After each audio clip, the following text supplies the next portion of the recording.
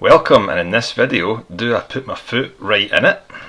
Very, very easy. Foolproof. There you go, I've said it. It's foolproof to set up. And I give out some priceless battery buying advice. Don't cheap out on the batteries for the rear of these cars. Get a good brand. And I decide what clothes to wear for some winter topless driving. Completely dressed up with about 10 jackets on, 5 hats and 17 scarves.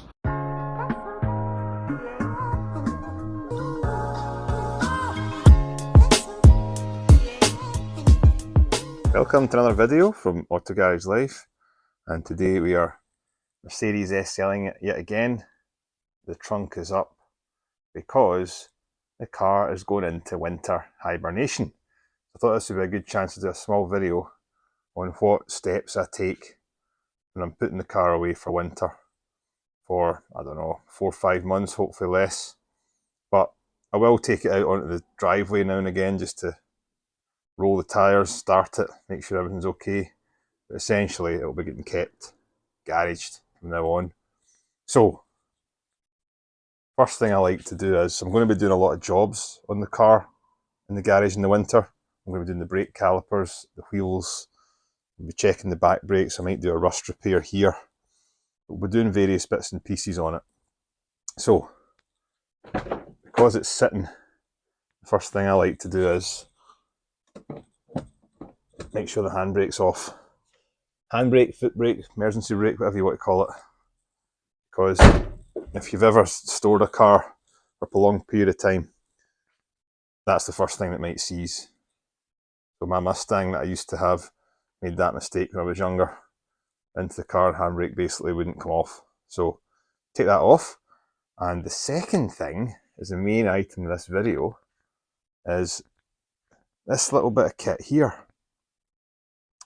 So what this is a CTEK battery charger or battery conditioner. And what this allows you to do is keep your car battery on charge when you have it sitting throughout the winter. So this little gadget here can be left on the battery pretty much all the time, and it can recharge an almost dead battery to get it back up to full charge. And on the Mercedes here, what we do is we charge the battery that's in the rear. You see that little connector that's popping out there? We'll talk about that in a minute. So, what this is a CTEK MXS 5.0 12 volt battery. It's got a recommended battery size for maintenance charging and all the rest of it. So this does me for all the cars that I've got, and I've had a couple of these over the past few years, but this one is particularly good for the Mercedes because it does AGM batteries, which if you've got a Mercedes SL, you'll know that's the type of battery that's in the rear. Front battery in these cars tends to take care of itself through the rear. Mine's at 12.6 volts and never moved. It only starts the car. Whereas the one in the rear, as you know, look up at my previous videos, it does everything else. So, when you buy one of these, you get the charger itself, nice little bag, instruction booklet which explains the charging process, and you get a set of connections, crocodile clip style connections that you can put onto a battery. And this little connection here goes into the end here of the charging unit. But you also get a little ring connectors there, which is what I've got permanently hooked up to the battery in the rear, which means I can leave the trunk like this, with the top down, the floor down, sorry. As you can see, that little connector is connected to the positive cable and the negative cable, and I just leave it plugged in all the time. So, get that back round. And what I do is, so I just leave that sticking out there, like so. It comes with a little rubber cap, so you can put that on it when you're not using it, but we're about to hook it up, so we'll just leave it like that. And what that allows you to do is simply plug this unit in and connect to the existing battery without having to go and faff about with these and connect it manually. So, In the user manual, the first few pages just describe what I've just described, how to charge it, all the rest of it.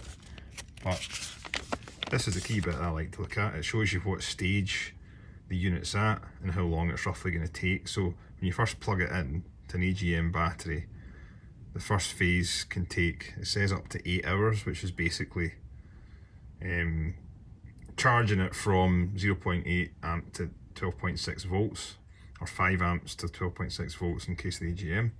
Then the second stage is the bulk charging, which can take again up to 20 hours. And then absorption, analyze, recondition, and once you get to that stage, you've pretty much got a full battery. The float and the pulse is basically when your battery's almost at full, pretty much at full charge, when all the lights are on, which is the lights there. So once you kind of get to stage 6 and 7 pretty much, you pretty much know you've got a full battery. And when you plug this in, you just press mode and it goes to AGM. So let's go and do that just now.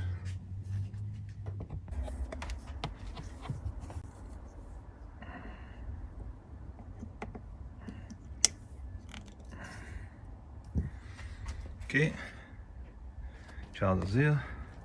Just plug it into a socket. On you go. Right, so this one is set to car and AGM. You just press that mode button to flick through the cycles, and you can see straight away mine's went up to number 3. Right, so it doesn't tell you the voltage of the battery anywhere on this, but from that, that's the bulk absorption charge. So it's, this battery is probably sitting about 12.2 or 3 or something like that. I'll come back in a few minutes and I bet that'll be up at 4 or 5. And that's been about 20 minutes and it's jumped past stage 3 onto 4. Okay, so that's been probably a couple of hours now, to be honest. Didn't go out and have dinner and stuff like that. So it's now sitting, there you go, sitting on 7, which is essentially a full charge. Light goes green at the end, and there's no heat to this at all. It's not hot, you can just leave it in here if you wanted to. And essentially that's the battery, completely fully charged, which is excellent. So, I'll put a link in the description below to probably a more recent version of this than the one I've got, because this is a good few years old now. But a great bit of kit. Really good and very, very easy. Foolproof. There you go, I've said it. It's foolproof to set up. And keeps the car battery fresh. And those batteries in the back of these are about, well, I paid 250 quid for that one. It's a Varta. It's a decent brand. You do get them cheaper, but don't cheap out on the batteries for the rear of these cars. Get a good brand. Get a Varta or a Bosch or something, because, or a Mercedes one, because these do have a lot of load on them, the batteries in the rear. And if you buy a cheap one, go and watch one of my earlier videos, which I'll link up in the cards, and you'll see why we don't go and buy cheap batteries for these.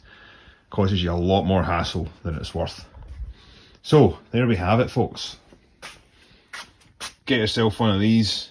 There are other brands available, of course. I've only ever used CTEK, therefore I can't give an opinion on anything else, but probably plenty of brands available for it. And here's a sneak peek to the next video that we're going to do. That's enough said, we'll do that. Happy winter with your convertible car.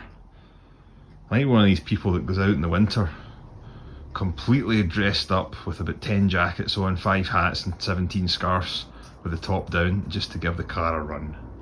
But for now, thanks for watching. Please hit the like button and subscribe, comment below, all the rest of it, and we'll see you in the next video. Ciao.